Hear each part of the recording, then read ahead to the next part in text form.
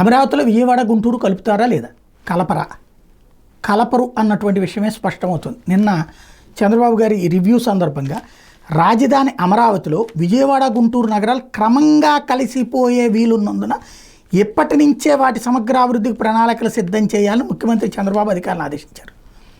ఇది ఈనాడు రాసిన వార్త. పట్టణీకరణ కూడా పెరగనున్నందున ఔటర్ రింగ్ రోడ్డు వెలుపల ప్రాంతాల ప్రజలు భవిష్యత్తులో అవసరాలకు వీలుగా బృహత్తర ప్రణాళికలు రూపొందించాలని ఆయన సూచించారు. కలెక్టర్ సదస్సులో భాగంగా పురపాలక పట్టణాభివృద్ధి శాఖపై ముఖ్యమంత్రి సమీక్ష నిర్వహించారు. ఆ శాఖ కార్యదర్శి కనబాబు ప్రజెంటేషన్ ఇచ్చాక చంద్రబాబు మాట్లాడారు. రాష్ట్రంలో పరిశుభ్రత, పచ్చదనం, పర్యావరణం మెరుగయ్యేలా ప్రతి నెల 3వ శనివారం స్వచ్ఛాంధ్ర కార్యక్రమం నిర్వహించాలి.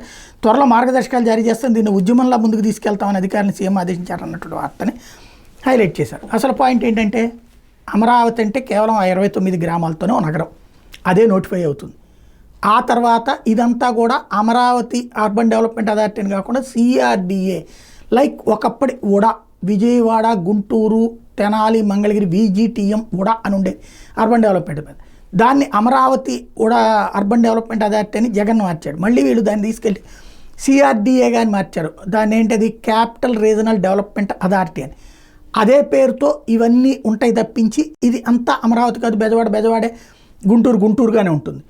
భవిష్యత్తులో ఇప్పుడు ఎట్లయితే హైదరాబాదు మొదట్లో ప్రారంభమయ్యాక ఆ తర్వాత రోజుల్లో కూకట్పల్లి యాడ్ అయ్యి మున్సిపాలిటీ, LB నగర్ యాడ్ అయ్యి ఇట్లాగా ఒక రాబోయే 40-50 ఏళ్లలో వీటిని రాజధానిలో కలుపుతారు. ఎందుకంటే ఇప్పుడే కలిపేస్తే కనుక ఆ రాజధాని ప్రాంతంలోని ఆ 29 గ్రామాల్లో డెవలప్మెంట్కి ఎవరు ముందుకు రారు, పెట్టుబడులు పెట్టడానికి ఎవరు ముందుకు రారు, కొనుక్కోవడానికి ఎవరు ముందుకు రారు. కాబట్టి ఈ ఎత్తుగడ అనమాట.